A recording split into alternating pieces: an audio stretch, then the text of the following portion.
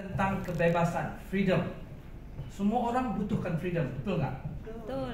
Dan kita melakukan tindakan daripada kita kecil berdasarkan informasi yang kita perolehi daripada daripada sekeliling kita. Yes.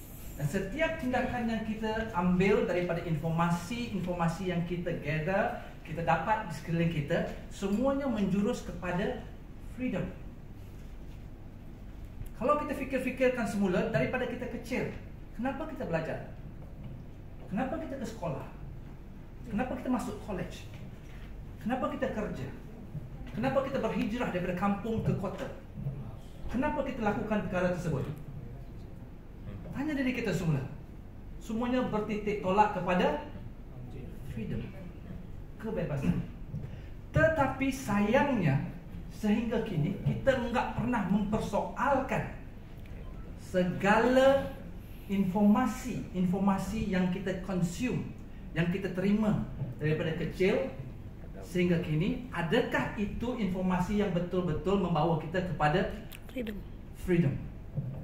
And most of the time kita hanya dapat informasi daripada orang di sekeliling kita, daripada ibu dan bapa kita, daripada kita punya cikgu-cikgu, orang sekeliling. Dan saya pun begitu. Daripada kecil saya dibesarkan daripada keluarga yang sangat besar. Saya anaknya sulung daripada 11 orang adik-beradik. Wah, 11. Banyak Pak Sam. Kecil, nombor 1. Ayah saya dulunya kerjanya tentera, askar. Di sini panggilnya apa ya? Abri. Tentara. Sama. Tentara. Ya, tapi bukan pangkatnya tinggi. Dia pensiunnya kopral aja, 2 aja. Tukang masak. Dulu dia askar, askar Melayu, berperang dengan komunis. Tapi sampai satu tahap dia cakap dia mau jadi tukang masak aja. So pensiun tukang masak, pada umur 42 dia pensiun. Saya ingat lagi masa dia pensiun, saya baru habis SPM, mau masuk ke universitas. Umur saya pada waktu itu sekitar 17 tahun. Pensiunnya sekitar RM700 sebulan. Jadi anaknya masih ada 11 orang yang mau belajar.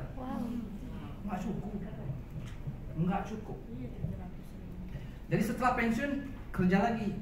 Saya lihat dia setiap pagi pergi menjadi gardener, tukang kebun di sekolah. Setiap hari.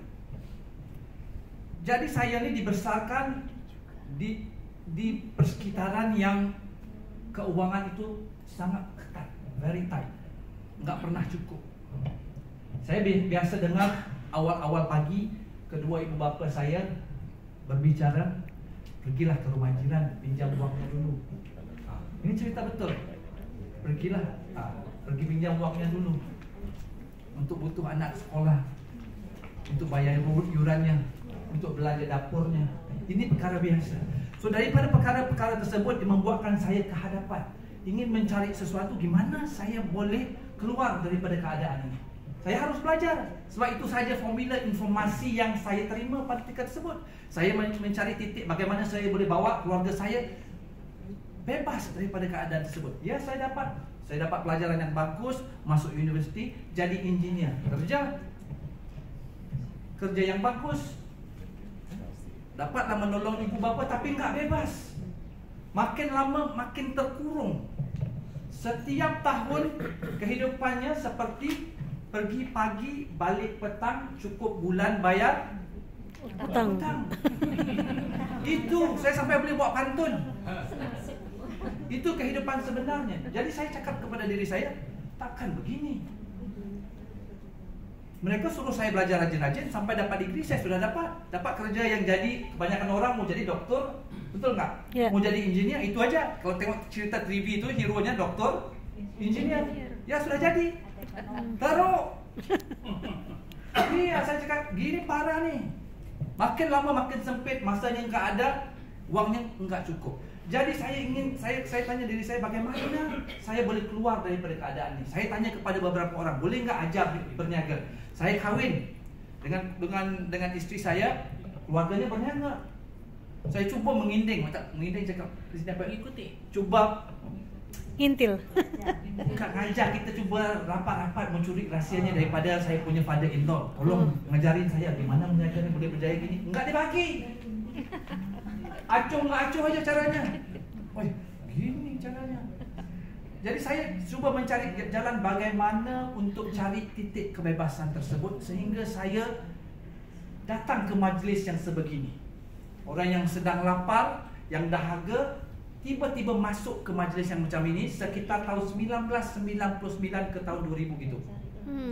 Dan saya datang, saya duduk belakang sekali berpeluk tubuh, dan saya lihat pembicaranya berbicara tentang satu model perniagaan dan juga pilihan, dia cakap. Dan saya lihat pada petang tersebut keluar daripada sesi seminar itu, saya nampak sesuatu yang sangat luar biasa. Saya kata pada diri saya boleh lakukan ini. Saya boleh lakukan ini.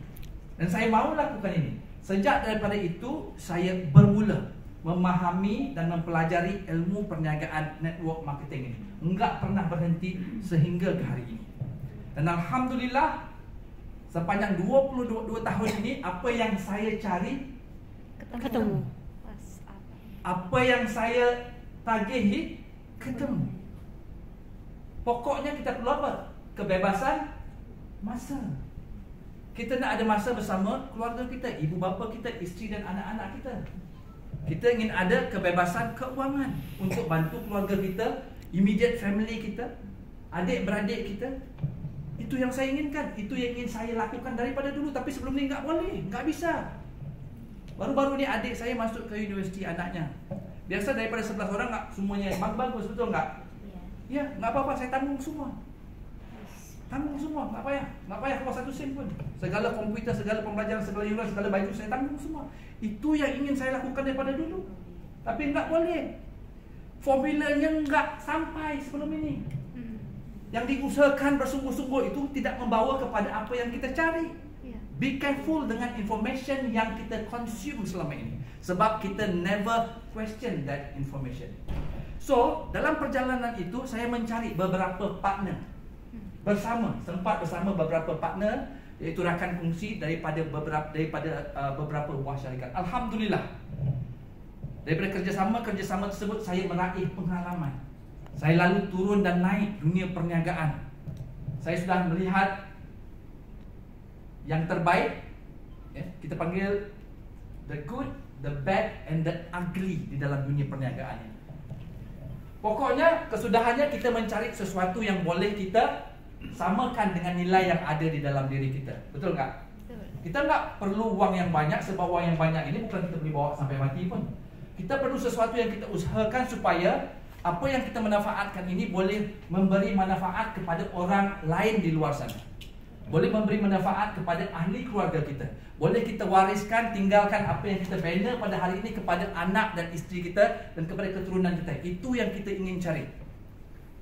Dan dalam pencarian tersebut, saya hampir putus asa. Ini cerita betul. Tahun 2016, saya berkenalan dengan Pak Sam. Saya berkenalan dengan Pak Sam di satu perusahaan. Kita bukan dalam kumpulan yang sama, tapi passion saya membuat training, melatih orang bagaimana melakukan perniagaan. Itu passion saya. Saya suka. Saya belajar selok-belok psikologi manusia. Saya belajar cara melakukan public speaking. Saya belajar bagaimana cara nak influence people. Saya belajar cara tersebut. Dan saya suka melatih orang. Dan disebabkan saya suka, saya selalunya memberi training percuma aja. Satu hari saya dijemput ke Indonesia untuk memberi training, tapi bukan untuk kumpulan saya. Nggak ada satu benefit pun, nggak ada satu financial benefit pun untuk saya. Saya pergi ke Surabaya untuk train kumpulan Pak Sam. Saya pergi ke Jakarta untuk train kumpulan orang lain. Sebab apa? Saya suka. Sebab saya percaya kalau saya membantu orang lain akan ada bahagian saya yang datang nggak tahu daripada mananya nanti. Itu passion saya. Dan saya bertemu dengan Pak Sam, kita berada dalam syarikat yang sama, passion membantu di antara satu sama lain. Ya, Pak Sam nombor 1 income earner di Indonesia, saya nombor 1 income earner di Malaysia. Saya bilang pada diri saya ingat, ini kita sudah pension di sini, nggak perlu lagi pikir apa-apa, pendapatannya sudah pasif. Pendapatannya sudah jalan sendiri, setiap minggu kita ada ataupun kita nggak ada, duitnya tetap ada. Masya Allah. Ya, pasif. Tetapi perancangan kita hanya nampak sampai ke pintu tu aja, betul tak? Di sebalik pintu tu kita tak tahu apa yang ada. Betul? Betul. Perancang yang terbaik siapa? Allah. Pencipta kita. Kalau dalam Islam kita percaya kepada Allah Subhanahu Wa Taala. Setiap agama ada kepercayaan dia masing-masing. Betul enggak? Ya. Perancangan kita terhad pada satu yang kita nampak aja. Tahun 2018 saya terima panggilan telefon. Ada enggak dia punya pennya? Ada. 2018.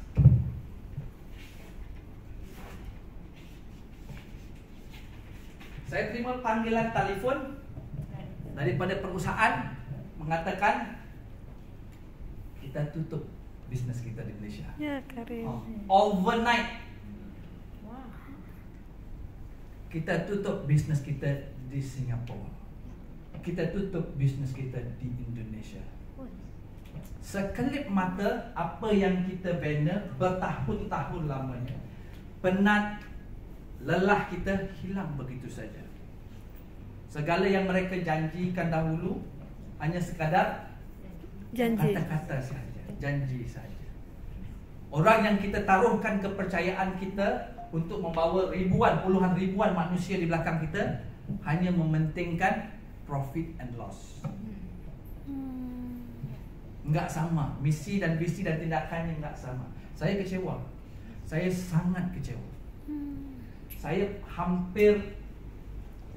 memang sudah. Saya bilang sama isteri saya enggak mau lagi. Saya enggak mau lagi bina perniagaan networking ini. Berpuluh tahun saya curahkan jiwa dan tenaga saya di sini. Akhirnya orang yang ramai-ramai di belakang saya ini kira macam teraniaya. Setiap patah perkataan yang saya bagi di hadapan kalian semua, ianya meninggalkan harapan, betul enggak? Ya. Setiap kata-kata saya meninggalkan harapan. Ada yang datang kerana ingin membantu keluarga. Ada yang datang mungkin bergadai wang ringgitnya untuk datang mendengar sesuatu. Itu semua kata-kata keluar daripada mulut saya. Bertahun-tahun lamanya saya katakan hanya untuk mendengar satu panggilan telefon, it's over. Dan saya tak boleh bayangkan gimana orang yang di belakang saya yang buat bisnes secara full time, yang tiba-tiba enggak ada sumber pendapatannya. Saya sangat kecewa. Adalah duit sedikit, tapi gunung pun kalau pakai terus. Habis. Jadi memikirkan pasukan yang enggak ada apa yang ingin dilakukan tadi 2019 dengar tak saya? Dengar tak? Dengar. Apa yang pakai ni? 2019 saya buat keputusan bergabung dengan satu syarikat yang sudah lama, tapi hati saya yang ada di situ. Berada di sini semata-mata fikirkan pasal tim tadi yang enggak ada sumber pendapatan. Hatinya enggak ada di sini. Tapi setiap hari, disebabkan saya suka buat training dan belajar perkara baru, saya volunteer. Volunteer ni sukarela buat training gini ya. Saya buat training belajar gunakan Zoom. Saya buat training setiap pagi.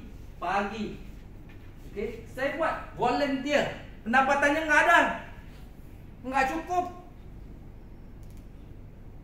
Nak biaya sekolah anak aja enggak cukup, tapi saya lakukan dengan penuh passion dan semangat sebab saya suka. Wife saya cakap, apa kamu di sini? Buang masa aja. Saya pun enggak tahu ke mana hala tujuannya, tetapi di sini saya belajar sesuatu. Setiap yang berlaku itu ada kebaikan yang enggak kita nampak. Perancangan kita sampai ke pintu saja, tapi perancangan dia lebih besar dan lebih hebat daripada kita.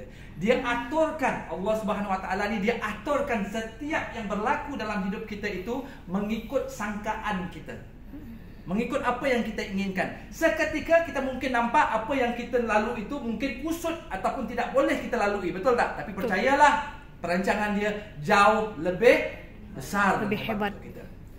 2019 enggak berlaku apa-apa, tapi saya dapat sesuatu skill baru, belajar bagaimana melakukan training di dalam talian dan belajar bagaimana buat training setiap pagi. Banyak lagi perkara-perkara baru yang belajar selama 12 bulan di sini.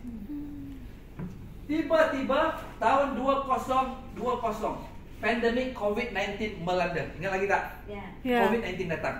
Ingat ya? Ya.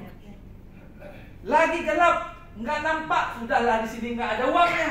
Tiba-tiba pandemik datang. Saya bilang kepada diri saya, ini mungkin pengakhiran hidup ini. Enggak pernah berlaku satu dunia enggak pernah keluar rumah. Iya. Berlaku enggak? Enggak pernah. Dr. Surya pernah enggak berlaku selama 70 tahun? Enggak pernah.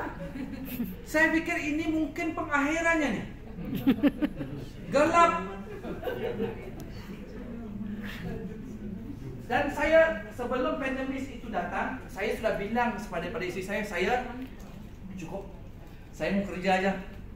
Saya kerja aja dengan orang. Saya tulis pertama kali dalam hidup saya tulis resume. Resume tahu nggak? CV. Saya tulis resume cantik, resume apa semua saya tulis. Saya hantar kepada syarikat network marketing multi level yang besar. Sangat besar operasinya di Malaysia, Indonesia, Singapura. Sebagai training, sebab saya pandai training. Saya tahu memang saya pandai training. Saya boleh bagi sesuatu kepada syarikat tersebut. Mereka suka dengan apa yang saya bagi. Somehow, final interview, mereka cut apa yang saya minta by half. Saya tak mahu sebab saya tahu kalau saya train dengan kepakaran saya, ini distributor pendapatannya akan lumayan nih. Merah mata nanti saya tengok kalau dia bagi pendapatan saya gini aja. Saya tak mahu. Saya demand. Kalau kamu mau saya kerja dengan kamu, this is the salary yang saya mau minta. Kalau enggak, tak apa. Jadi disebabkan tersebut, headhunter yang berada di Hong Kong itu, dia kata, ya udah nggak perlu kamu kerja dengan dia. Kamu ni mungkin overqualified. Kamu tengok aja satu company ni, namanya Asia. Saya cakap, nggak mau lagi nih. Jangan kamu bilang lagi, jangan kamu suruh lagi. Saya suruh pergi buat jadi distribusi. Saya nggak mau sudah pangkal, nggak mau. Biar saya kerja aja. Kalau company ni nggak boleh, cari saya company lain. Jadi yang orang ini headhunter ini, dia ni degil. Adrian. Ya kamu tak mau nggak apa-apa, tapi boleh nggak saya arrangekan satu meeting dengan satu doktor namanya Dr. David Silverman. Dia arrangekan Dr. David Silverman buat presentation. Dr. David Silverman masa tu di Washington, saya di Kuala Lumpur. Dia dengar dia bercerita tentang macam mana dia doktor, banyak klinik ya. Tiba-tiba dia tutup klinik sebab nak buat Asia. Excited kan? Saya masa tu nggak ada uangnya, nggak ada lagi, nggak boleh keluar rumah. Jadi tiba-tiba doktor di Amerika ni excited, cakap tutup klinik apa semua buat duit yang banyak. Nggak boleh relate. The moment dia cerita dalam botol ini hanya air dan garam, terus saya tutup. Pum, nak masuk lagi apa yang dia cakap. Bila ni mau habis ni doktor ni? Ini bila ni mau dia habis? Begitu habis 1 jam, saya cakap alhamdulillah. Ya, sudah habis seksanya di situ. Selepas itu saya nggak follow up dengan dia, dia pun nggak follow up dengan saya. Nggak ada apa-apa berlaku sebulan lebih. Tapi ini yang di Hong Kong tadi degil. Ini Adrian degil. Dia lagi telefon saya, gimana dengan dokter tuh? Saya cakap, I think this is not for me. I'm not interested. Ya udah dia cakap, tapi sebelum kamu cakap no, boleh nggak kamu jumpa kawan saya? Degil. Boleh nggak kamu jumpa kawan saya di Kuala Lumpur, di office-nya Asia baru buka. Namanya Mr. Chi, GM masa tu. So, satu hari itu saya di Kuala Lumpur macet gini. Kebetulan masa tu dekat dengan office-nya, kantornya Asia. Saya pun pull over Bangsa, masuk ketemu dengan Mr. Chi. Saya duduk, dia pun buka botol biru. Exactly. Botol biru, dia tuangkan 60 mili. Saya pun minum. Begitu saya minum, saya pun tengok matanya. Sebab saya tanya, Mr. Chi, di mana mau jual? Ini macam air kolam renang.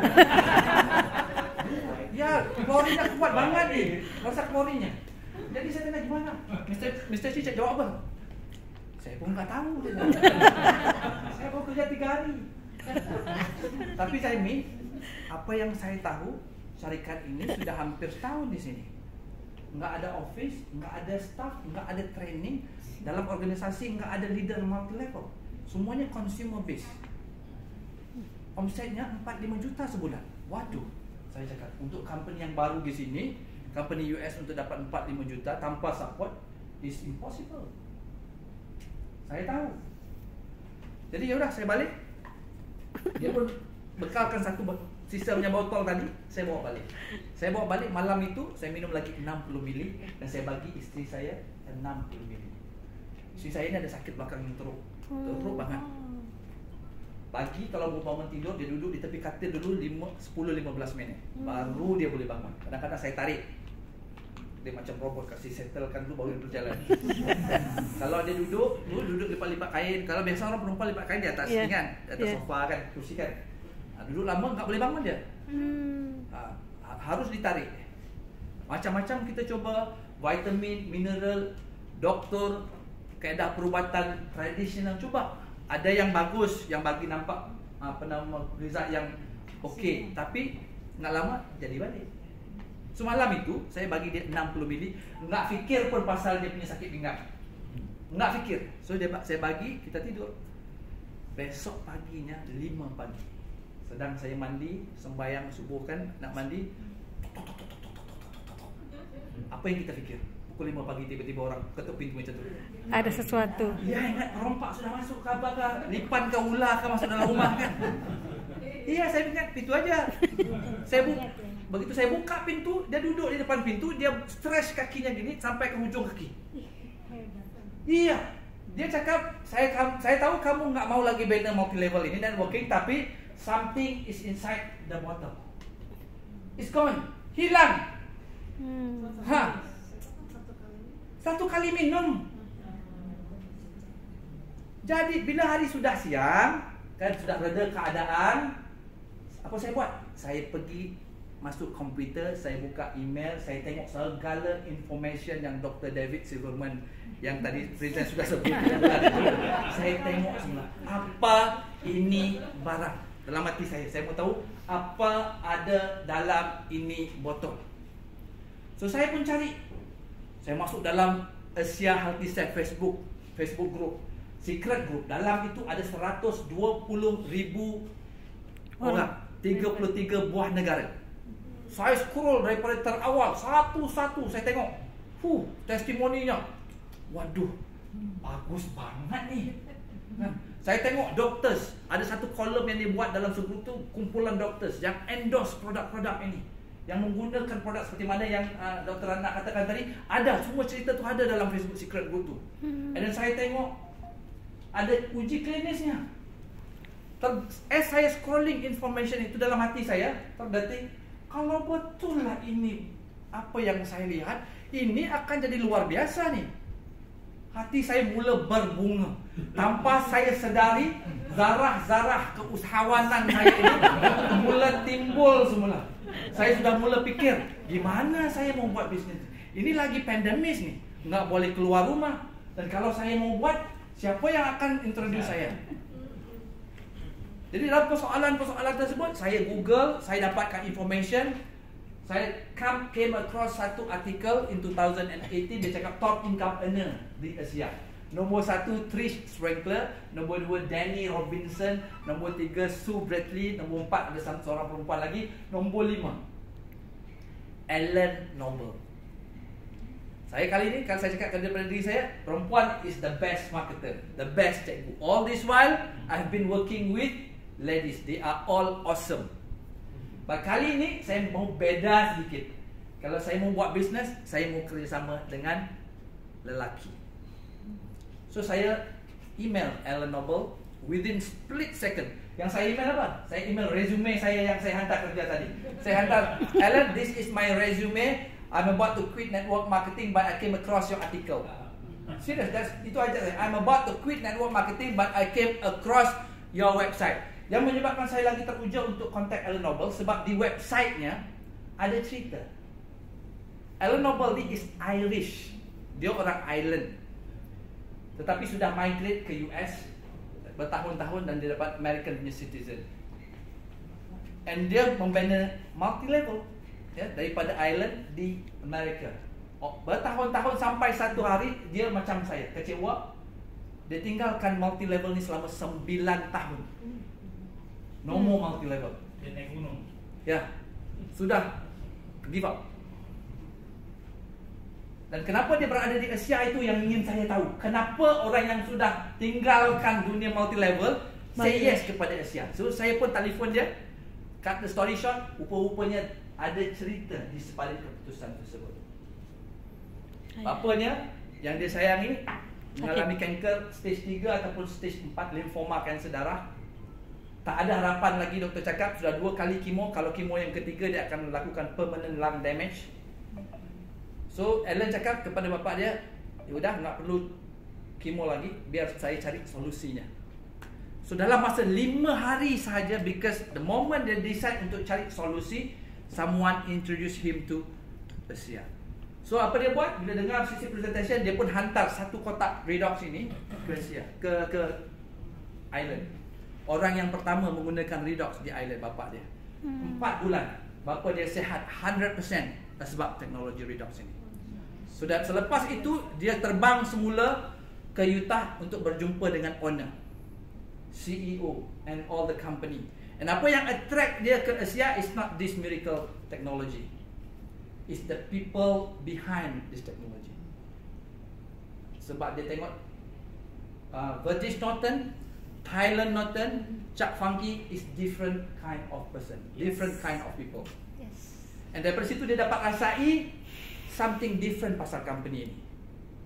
So dia decided untuk say yes semula kepada network marketing. So cerita itu sama macam cerita saya. Orang yang sudah kecewa, okay, bertemu dengan orang yang hampir kecewa. Ya, dia temukan saya dengan owner Tyler Norton. Saya ingat lagi kali pertama saya bersua mata dengan Tyler Norton di dalam Zoom meeting. Masa tu belum jadi member. Saya di dalam membina perniagaan, saya enggak pandai manipulation. Kalau A lah, kalau B lah, kalau C lah. Kalau satu account tu satu account sajalah. Saya enggak pandai ini susun anaknya, ini susun ibu mertuanya, ini jiran tetangganya, enggak pandai saya. Enggak tahu. Saya lurus saja. Dan saya percaya kepada prinsipal. Kalau kita melakukan sesuatu, kita walau macam mana perit pun kita harus pegang kepada prinsipal. At any time, at any decision yang kita buat, kita always go by principle. And dalam mengembangkan perniagaan saya selama berpuluh tahun, saya pegang kepada ethos. Ethos ni adalah satu value yang sangat powerful. Untuk kita ke hadapan, kita kena meletakkan kepentingan orang lain dahulu berbanding dengan kepentingan kita. Begitu saya tahu yang syarikat ini, okay, mengamalkan ethos dan mereka actively mengajar ethos ni kepada mereka punya karyawan, pekerja-pekerja mereka dan juga distributor, hati saya terus berbunga. Perbicaraan yang pertama saya dengan Tyler Norton is all about ethos. Bukan pasal Asia, bukan pasal berapa banyak duit kita boleh buat. The whole conversation in the first meeting is all about ethos. Itu aja. Saya sangat berpuas hati. Jadi banyak meeting yang saya attend sebelum keputusan yang saya buat, and finally after beberapa bulan saya cakap yes, let's do it. Presentation yang pertama, saya ingat lagi pertengahan bulan 10, enggak ada orang yang mau ikut saya. Leader saya enggak mau ikut sebab ini air garam. Ya, betul, banyak betul. Rasanya teruk. Orang komen-komen di dalam internet semua dia punya review enggak bagus, rasanya macam klorinan. Di mana kita mau jual? Yang datang saudara saya yang sakit lutut, yang masuk presentasi kawan saya yang setiap tahun masuk hospital 3-4 kali gaut. Gaut. Asam urat. Yang masuk presentasi jiran saya, jiran sebelah rumah saya yang ada masalah, sekejap sakit kepala, sekejap itu, sekejap ini. 12 orang. Hari pertama. Pasien. Saya enggak tahu pasien ke apa, saya ajar yang lain tak mahu. Orang sakit. Iya, orang sakit. Hari kedua sudah tinggal 10. Hari 3 tinggal 8. Waduh, betul ini air garam nih. Enggak ada orang mau. Begitu masuk minggu kedua pun macam tu, naik sedikit lepas tu turun. Saya cakap ini enggak ada harapan. Ya udah tak apalah, kita habiskan saja lah yang mana ada. Masuk minggu yang ketiga saya buat presentation. Minggu pertama, minggu kedua Alan. Testimoni orang Malaysia enggak ada, kita pakai testimoni orang Amerika aja. Masuk minggu yang ketiga, rupa-rupanya, this is the miracle, the reason behind the products. The moment orang masukkan produk ini ke dalam mulut dia, the moment orang sapukan gel ini kepada badan dia, dia akan experience something. When people experience something, you must remember, kita tak boleh stop dia. Tidak ada amount of education, okay, yang kita boleh educate orang when it come to marketing, bila people experience something. Betul tak? Yeah. Dia natural. Sebab sifat natural manusia ini, kita akan berbagi, berkongsi perkara yang kita suka. Ini natural. Human being is natural marketer. Enggak perlu diajar, enggak perlu dilatih. The moment orang masukkan Redox ini ke dalam mulutnya, mereka rasa sesuatu dan mereka mula berkata-kata. Minggu keempat saya lihat orang saya cakap, apa ini? And lagi minggu sudah 40. And then 2-3 bulan angkanya 50. Sampai bulan yang ke-7 masuk 100 orang, 200 orang, 300 orang, 400 orang, 500 orang. Saya tak tahu daripada mana ini orang semua datang. Kita tak boleh keluar rumah. Tak boleh mau pergi ke kedai depan rumah je pun ada polis. Ya. Gimana? Tapi berita tentang Redox ini sudah sampai ke Singapura. Berita tentang Redox ini sudah sampai ke Brunei. Berita tentang Redox ini sudah sampai ke utara Malaysia, selatan Malaysia, Sabah dan Sarawak. Sebab itu saya katakan perancangan kita hanya nampak sampai ke pintu, tetapi dia punya perancangan is the best. Kalau tidak ditutup 2018 ini, saya masih nombor 1 di Malaysia, Pak Sam masih nombor 1 di Indonesia. Kalau datang Redox ni, rasa-rasanya kita buat apa? Nggak mau. Nggak buat Nggak mau kita.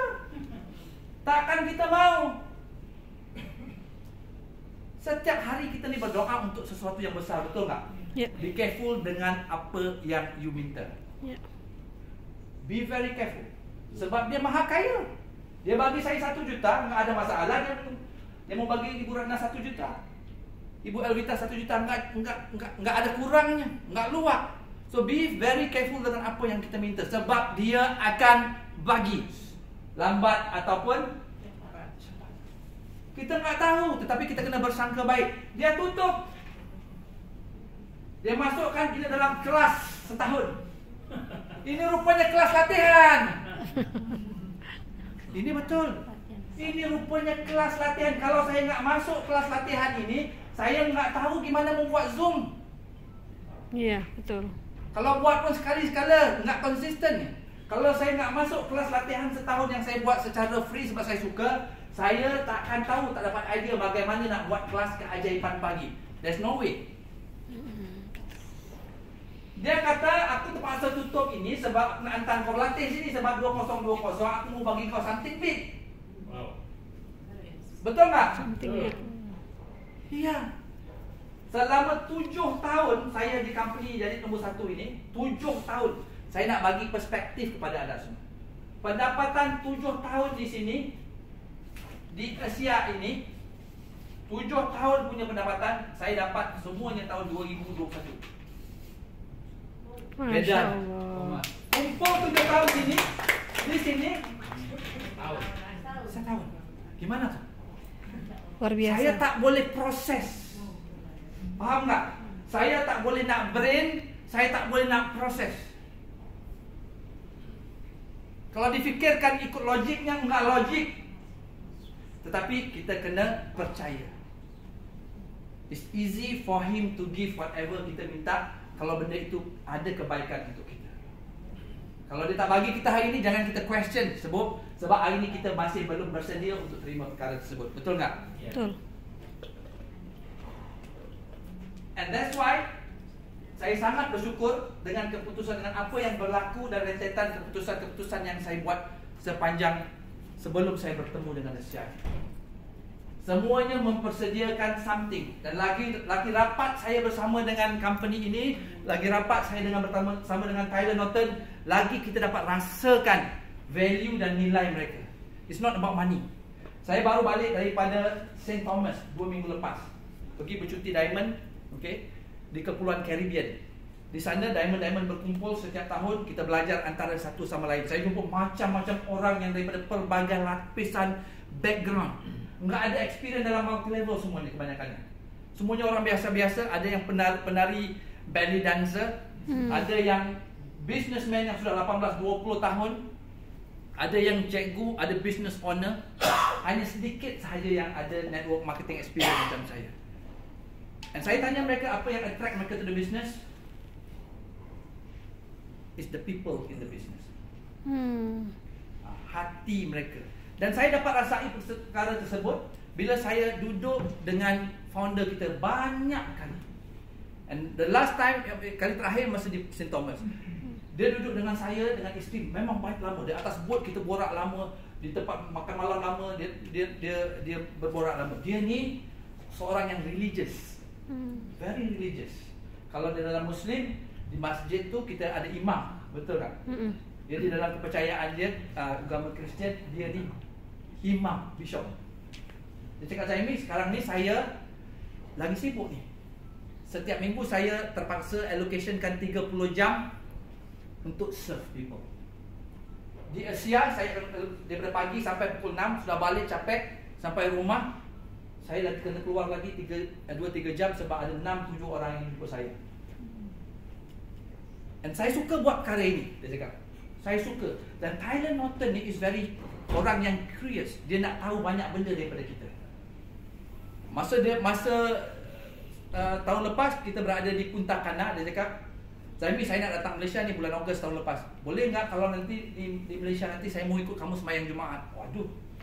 Di mana ni Tyler Norton mau ikut kita pergi sembahyang Jumaat? Saya ingat dia itu hanya ayat-ayat marketing. Betul tak? Ayat-ayat marketing mau jaga hati kita. 2 minggu sebelum dia datang ke Malaysia, dia WhatsApp saya. Zaimi, ingat lagi tak janji kita? Janji apa? Saya cakap, mau sembahyang Jumaat. Waduh, betul ni. Ya. Jadi kita bawa dia tour ke dalam masjid negara yang besar, orang sibuk sembahyang Jumaat, dia pun dengar khutbah. Selepas masa kita sembahyang, dia duduk belakang dan kita ada explanation. Dia take note. Dan bukan dia sahaja, the CEO dan executive pun buat perkara yang sama. Bukan kosmetik. Mereka cuba nak memahami apa yang kita percaya. Mereka cuba nak memahami budaya orang di Malaysia, budaya orang di Indonesia. Sebab itu mereka lantik saya sebagai advisory board di rantau Asia Tenggara ini. Sebab orang Malaysia dengan Indonesia budayanya lebih kurang sama.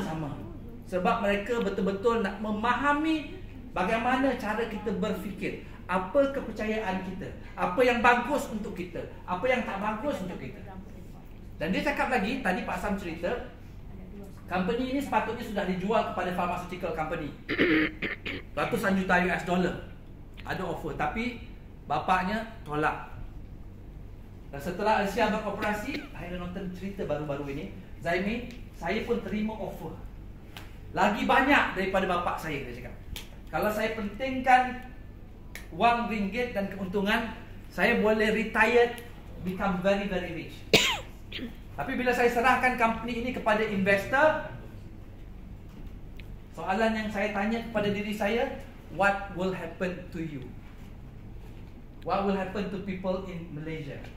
What will happen to people in Indonesia? What will happen to people in America and the rest of the world? Because saya enggak ada lagi executive decision. Saya mungkin kaya, mungkin sudah boleh settle down, enggak perlu repot-repot lagi, saya hanya jadi bishop aja. Tapi itu bukan yang saya mahukan. Saya enggak mahu kita jadi company yang paling besar. Itu bukan intention saya. Company yang paling kaya, company yang paling laju, itu bukannya.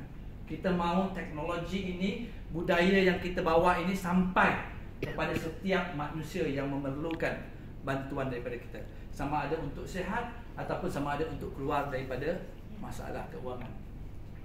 Jadi ini yang dibicarakan setiap kali kita bertemu.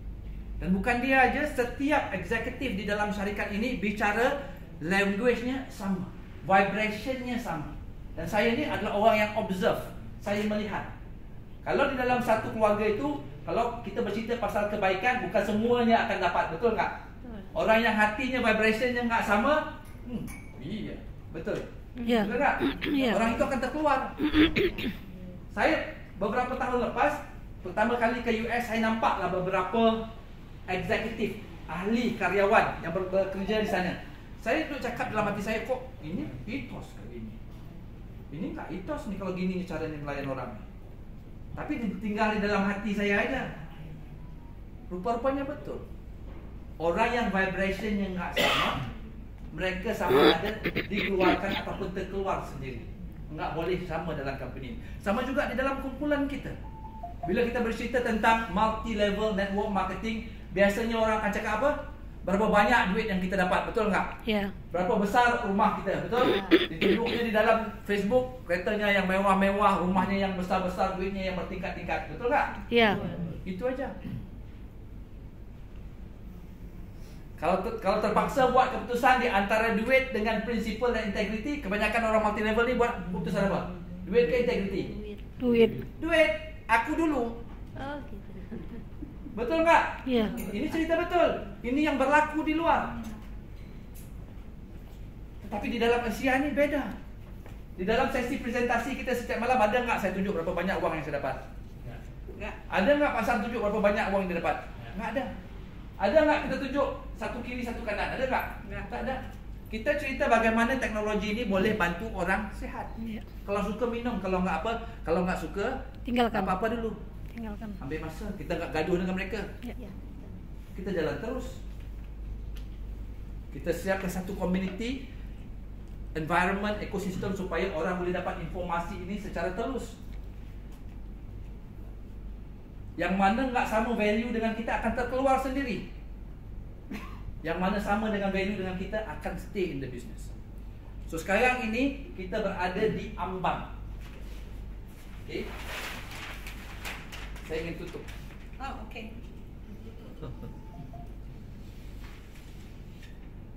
Ini kita panggil bell curve. Apa? Belkom. Bell curve. Any product ataupun perkhidmatan yang mula-mula dikeluarkan ke market akan melalui bell curve ini.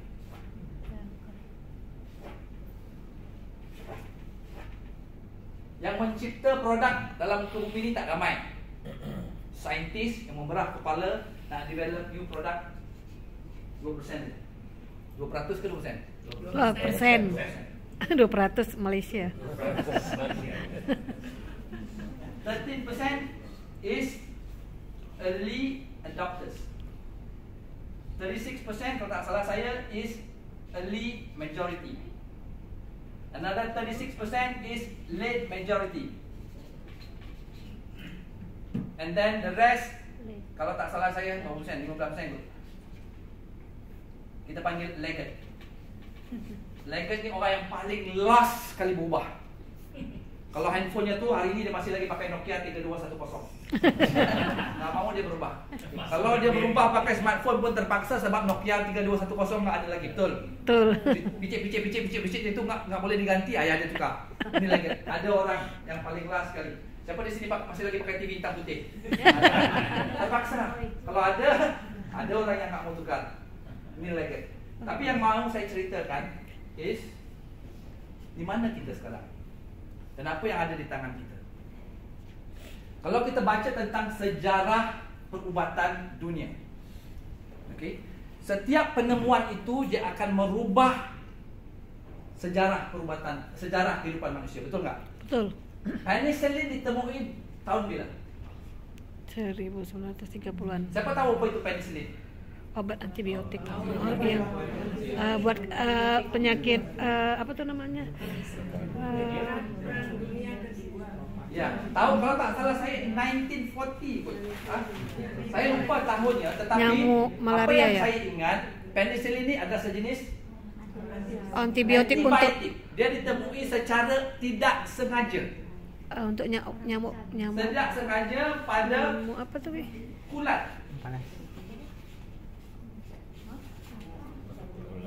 Pada sejenis kulat. Kulat apa ya? Pasang kulat apanya? Nyamuk. Dia macam cendawan tu apa tu? Jamur. Mushroom ah, mushroom di Melayu. Iya, ya. Nggak sengaja ditemui pada sejenis mushroom. Dan saintis ini bila temui dia apa? Dia terujalah semangat mau cerita. Tapi nggak ada orang yang Percaya. Enggak ada. Kalau nggak salah saya 30 tahun ke 20 tahun selepas penicillin ini ditemui, baru ada seorang manusia yang mendapat manfaat secara medikal. 20 years after seorang cakap, aku dah jumpa ini barang bagus, kau makanlah, kau minumlah. Nggak ada mau percaya. Saintis-saintis lain cakap dia Gila. Doktor-doktor cakap dia gila. Ini kulat, mati orang ni kalau makan ni. Hanya setelah 20 tahun ke 30 tahun, saya ingat exact date-nya, seorang perempuan yang berada di satu tempat di dunia ini, saya lupa tempatnya, yang sudah melalui macam-macam kaedah perubatan moden pada waktu tersebut, dah tukar darah apa semua, enggak elok. Last resort, someone kenal ini orang saintis, ini kenal dengan orang yang sakit di keluarga, cakap, why not kau jumpa ini. So, dekat story short, dia terbangkan ini penicillin kepada orang yang melalui macam-macam kaedah perubatan ni. Within a few days, dia sihat semula. Within a few days. Dan sejak itu, perubatan moden mula appreciate penicillin. And tahukah anda sebelum penicillin ini diterima orang yang mati di Perang Dunia Kedua lebih ramai disebabkan oleh jangkitan bakteria berbanding dengan yang terkena bom dengan peluru. Sebab masa itu jangkitan bakteria dan sebagainya enggak ada obatnya. Enggak ada, mati. Wanita-wanita bersalin mati. Enggak ada obatnya. Setelah penicillin ditemui, yes, settle problem tersebut. Kita semua sampai hari ini masih lagi menggunakan penicillin, betul enggak? Dan apa yang kita jumpa ini, redox signaling molecule, ini bukan saya cakap, ini para saintis yang cakap, is much bigger than penicillin. Sama ada kita mau percaya ataupun enggak, itu pilihan kita. Tetapi kita belajar daripada sejarah. Dan dengan memahami bell curve ini, mungkin anda akan faham sesuatu. Redox signaling molecule ni is pure science. Bukan like any other product in the market yang hanya ada verbal punya testimonial and stories. And do you know that kita can market the product hanya dengan menggunakan verbal testimony and stories? Ramai orang hidupnya terjejas dan terdedah kepada bahaya disebabkan banyaknya marketing based on verbal testimony and stories ni. Terlalu banyak founder produk yang baru yang jadi kaya raya marketkan produk yang enggak ada asasnya, betul? Ya boleh dilakukan, bukan enggak boleh. Tetapi kita mau cari sesuatu yang pure science. And redox signaling molecule ni is pure science. And dia dah buat kajian beribu-ribu kajian mengenai redox ni sebelum Asia berjaya develop and stabilize molecule redox ni. It was there before Asia berjaya develop and stabilize. Jadi it is much bigger than penicillin. Dan sekarang ini kita dah 13 tahun berada di pasaran. So, yang mencipta adalah saintis di Asia. Di pasaran Malaysia sekarang ni, even di pasaran dunia, kalau kita pergi dekat US, saya buat kajian ni baru-baru ni, saya pergi ke US, saya tanya 10 orang, pernah nampak, pernah dengar tak pasal redox di New York. Sebab masa mau balik ke Malaysia, saya stay dekat sana 3 hari di New York. Di kota paling besar dan paling mahal di dunia, saya buat interview. Saya interview orang bawa taksi, orang hotel dan beberapa orang lagi lah. Termasuk seorang Indonesia yang pergi melancong di New York. 10 enggak pernah dengar pasal redox signaling molecule, even mereka dekat US. So makna dia apa? Masih belum familiar. Maknanya kita berada lagi, semua satu dunia berada di dalam panggil early majority. Early adopters. Orang terawal yang nak terima idea tentang redox ini bagus. Redox ini berkesan. Dan apa information yang kita ada? 13 years punya information yang kita consume. Apa information yang kita ada lagi? All the evidence yang kita tengok selama kita promosikan produk ini, okay, termasuk diri kita sendiri, dan di backup dengan clinical research yang company buat. So pun kita bertindak, tapi masih lagi ramai orang tak tahu. Bila dia akan jadi besar? The moment kita panggil sampai titik, kita panggil tipping point. apa produk dalam dunia ni dia akan sampai tipping point dia. Apple punya produk, iPhone punya produk sudah masuk late majority. Semua orang tahu iPhone, betul tak? iPhone 15 nak keluar ni pun dia dah tahu dah. Dia dah tak beli dah iPhone 14 Pro Max, betul tak? Tunggu lagi 3 bulan nak keluar. Orang dah anticipate. Brand tersebut dah tahu. Bila kita cerita pasal Maggi di Malaysia, orang tahu Maggi. Di Indonesia tahu tak Maggi? Tahu. Mie segera. Maggi. Tahu Maggi ya. Tahu Nescafe. Dia nama Nescafe. Oh, kopi. Kopi, tahu tak? Ya. Di Malaysia Nescafe, di Indonesia pun Nescafe, di seluruh dunia pun Nescafe. Nescafe. Itu late majority, semua orang sudah tahu. Tapi bila bercerita tentang redox signaling molecule among the players, kita pun masih ramai yang tak tahu. Dan kita ni adalah, kita panggil pioneer di dalam penemuan hebat dunia ini. So apa yang kita nak buat dengan information ni is up to us, based on apa yang kita ingin dalam hidup kita. Setiap informasi tu orang akan evaluate differently. Saya akan evaluate differently, Profesor Dr. Anna akan evaluate differently, Ibu Tiwi akan evaluate berbeza, ikut apa yang kita ingin capai di dalam kehidupan kita. Perjalanan kita beda. Asia ini hanya vehicle, tetapi ada satu yang menyatukan kita. Kenapa kita, walaupun perbezaan, kita berada di sini. Ada sesuatu yang menyatukan kita.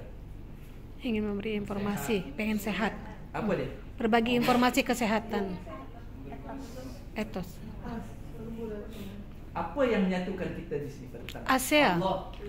ASEA. Asia Redok. Walaupun anda enggak sedar, anda buat keputusan hari ini terbang daripada Palembang, daripada mana pun solok dunianya di Indonesia ini, kita ada dekat sini sebab nun jauh di hati kita mencari kebebasan. Iya. Freedom. Kita mencari kebebasan. Freedom. Dan kebebasan itulah yang translate kita punya tindakan sehingga kita bertemu di sini hari ini. Sekuat mana kita mencari kebebasan itu akan menentukan berapa lama kita ada di sini. Saya enggak janjikan perkara di Asia ini mudah. Sukar. Mau datang ke sini saja macam-macam cabaran. Ya, betul. Daripada Jogja ke Surabaya menyabit nyawa. Iya. Di tengah malam gulap gulita, Pak Sam bawa kereta 200 km sejam. Saya cakap mungkin ini malam terakhir saya. Sepanjang jalan saya mengucap. Iya. Jadi besok paginya saya bilang, wah, waduh repot ini. Saya tanya Pak Sam, ini daripada Surabaya ke Jakarta berapa lama? 10 jam. Waduh.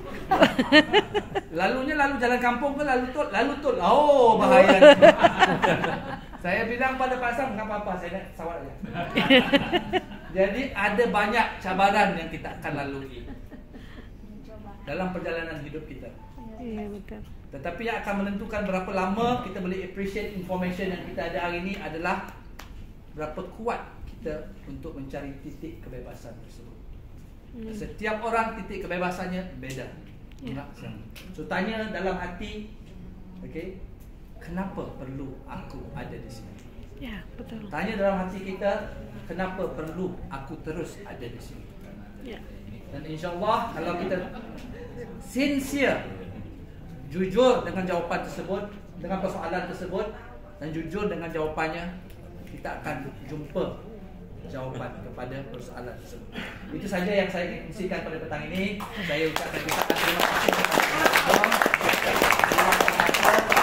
sehingga kita berjumpa lagi dalam sesi-sesi yang seterusnya. Saya sangat berbangga dapat bekerja sama dengan Pak Sam dan Ibu Ira, dengan Bu Cynthia, dengan semua yang ada dekat sini, dengan Dr. Ratna yang kebanyakannya sering berhubung dalam telefon aja. Ibu Ratna call, Ibu Elvita, ya, Ibu Tiwi, semuanya saya hanya nampak di alam maya sebelumnya. Ya. Tapi kita bertemu sekali-sekala secara fizikal ini, ya, insya-Allah kita akan cuba teruskan berjuang untuk sebarkan lebih banyak kebaikan ini kepada lebih ramai orang sehingga kita bertemu lagi. Assalamualaikum dan selamat datang.